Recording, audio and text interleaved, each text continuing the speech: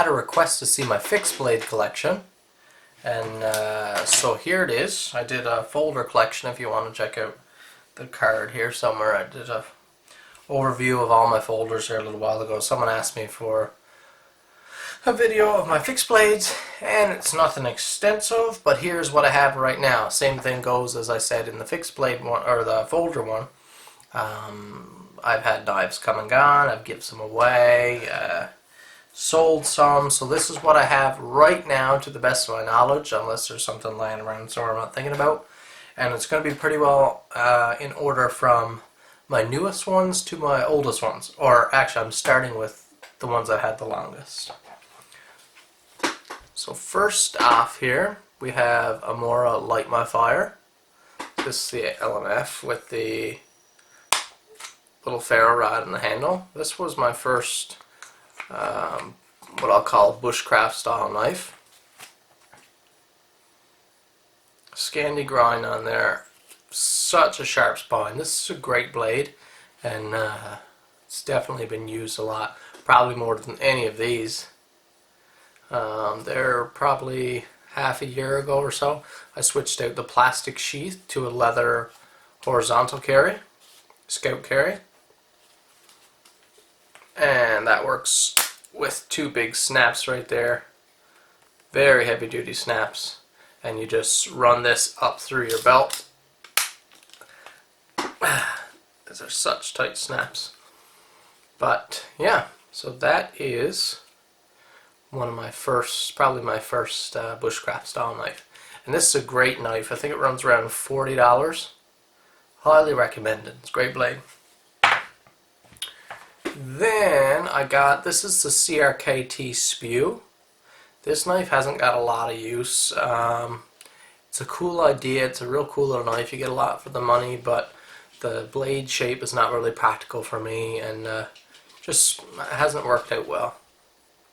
So comes with a neck carry and a belt carry here. Okay, that's detachable or repositionable, which is what's really cool about it. And then we have a Wharncliffe style blade. I believe SPEW stands for Small Pocket Everyday Wharncliffe. Got some G10 there on the handle. I believe it's 7CR steel. So definitely an interesting little blade, but like I said, it hasn't got much use by me. Next is the Buck Omni Hunter. Now this is the set, 2 blades from Buck. So the Omni Hunter, I need to sneeze, sorry. Here's the Omni Hunter, 420 steel, nice big sweep here. It's got the gut hook there. It's got a very texturized, sticky rubber sort of handle. Full tang design, very ergonomic, very nice. I like this blade, hasn't got much use at all, but it also came with, you see there's another slot here, and what was in here is the Buck Caper, which I made a little sheath for and carried it for a little while on its own. So this is sort of a little skeletonized knife. This is actually a super cool little knife. It's got a great blade sweep there. Nice shallow belly. Actually feels pretty nice in the hand for how small it is. It's a pretty cool piece. I really like it personally. 420 steel as well. Lots of jimping around the tang, just so you can have some grip on it. It's a pretty cool little piece, and like I said, I made a little Scout Catrol sheath for it with a ferro loop. This is some old leather work. Not much like the leather work I do now, but it was a fun little project and I really enjoyed it.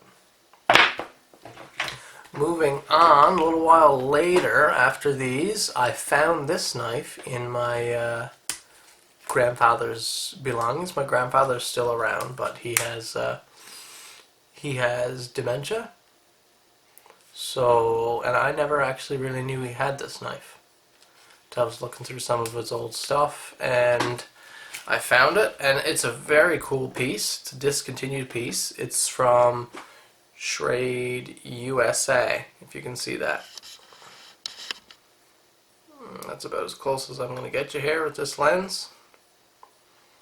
So it's stamped right here, Schrade Plus USA 1420T. So I went into the old trade catalog and I could pull it up right away. I think this knife was discontinued in 2004, so it's at least that old.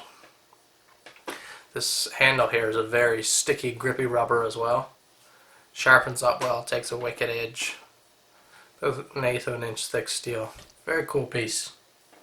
And especially it's got a lot of value, of course, because of where it comes from. Standard sheath, stock sheath with it, with a big belt loop which are straight through here. Also has a small rivet hole here for I guess hanging off a pack or tying to your leg or something.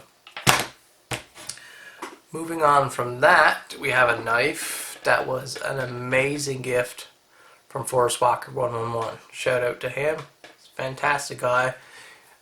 He doesn't put out new content often, but if you want to go check out some of his older content, highly recommended. He gifted me this. This is a one-off sort of prototype knife from Diving Sparrow Knife Works. He named it, I believe it was his doing, he named it the Timberwolf. Burlap micarta scales, I believe 3/8 of an inch thick steel. Just a beast of a knife. Scandi grind, mild Scandi Vex there. It's in D2 steel. It's got a mirror polished bevel, although it's a bit dirty now. This is a beast of a knife. Thick, heavy. Just no way you're breaking this blade, that's for sure. Got the Diving Sparrow logo there. Like I said, that's the burlap micarta, so that's a different look. All the way through pins here in the handle. That's a neat feature as well if you wanted to tie it to a stake and make a spear out of it, for example. That would be great for that. So that's a really cool piece. Clip point here. Just a standard friction draw sheath. 5/16 ferro loop, I believe, and standard belt loop. I put a ring on here and I attach a dangler from another knife from time to time because I like wearing a dangler. Yeah, this is a great piece. Then I went to the small fixed blade category. I'm so happy I got this piece, never regret it. Came with a plastic style sheath that I swapped out pretty quickly for leather. This is a cold steel mini Pendleton. I wear it as a necker when I wear it. And here's the blade itself. Just, man, I love the shape of this blade. Fantastic blade shape. Just a long, mild drop point here. Nice big sweep. Just that perfect woods blade shape. It's got a relief here for sharpening. Nice sharp spine for a ferro rod. Very sticky rubberized handle with a little bit of a, not really a choil, but a little bit of a guard here, bolster. I can't think of the term right now, but you have a lot of grip on this knife when you're holding it. Just such a fantastic, like small game knife, skinner, processing. I use it mainly as a little bushcraft knife because it works great for food processing and whittling and stuff around camp. It's just fantastic. And then with this sheath I have here, it's all the better. If you're picking up this knife, in my opinion, a good sheath is a must because the one that comes with it certainly does not suffice. Stepping up, this is sort of the big gun in the mix. This is what I consider my primary bushcraft blade. This is a Bark River Aurora, and it's got a custom Voyager leatherwork sheath, scout carry, and dangler setup. And it's just a beautiful job. This is a very expensive sheath. This knife I got in a trade with Forrest Walker. Traded my Boreal by Diving Sparrow Knife Works and got this Aurora. So give you a good look at the sheath. What type of leatherwork is there? This is a fair rod by Uberleben. If you want to check out Uberleben, they make some great fair rods. Been real happy with this one. The blade itself is white linen micarta with the red liners. Full convex. It's in the CPM 3V steel. So quite an advanced steel, super steel. If you've never held an Aurora, man, it's one of the best things you ever hold in your hand. Just feels perfect. And of course everybody's hand is different, but I recognize that. This feels perfect to my hand. So yeah, that's the Aurora. Like I said, my primary my Bushcraft fixed blade. Lovely piece. So that is my primary blade. I recently picked up, just grabbed it on a whim. This is a more, which model is it? This is the Companion Orange. It has yet to be used. Look at that. Spanking new blade. Has never touched a piece of wood. I've had it for a couple weeks now. Beautiful knife. It's got that sticky rubber handle. Doesn't make a great backup blade or a very nice just blade. Yeah, multi-use, of course, you know. Most of you guys know Mora's probably better than me. Makes a great knife for a low price. Made in Sweden. Just can't beat it. So, always have a few Moras on hand. Moras make great gifts as well. Oh, there's one I left off to the side that I'll cover first. This actually would fit in back here somewhere, maybe down here on the timeline. Gonna have to refocus for this one. This is, let's see if I can remember the name correctly, the Ontario Spec Plus Gen 2 SP50. It's quite a title for this knife. This is a monster of a knife. This is stock sheath, all Moly compatible. Tons of options with this sheath. You can see there's actually Moly built into the back of it. Big belt loop design for probably a 3-inch belt for sure. I added this this clasp here that attaches around my leg, so I hang it from my belt, wrap it around my leg so it stays fixed there on my side. It's got a pouch here for gear that I don't use. You could put a ferro rod or a little fishing kit or some tinder in there, whatever. But I've never really used it. Onto the blade, and this is a monster of a blade. And one of the best shaped and designed blades in this category in my opinion. It's got a soft rubber handle. Full tang goes all the way back and you can definitely feel it.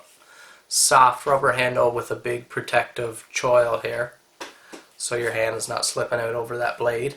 It's also got a big curve here so you can really lock in against, get all the way back and swing it, and your hand is not coming free. And then the best thing I like about this knife is the blade shape. Full flat grind, 1/4 inch thick steel. This is a tank of a knife. Again, full flat grind. It's got a coating on there which is held up very well. Takes a wicked edge, 5160 carbon steel. Okay. So definitely a beast of a knife.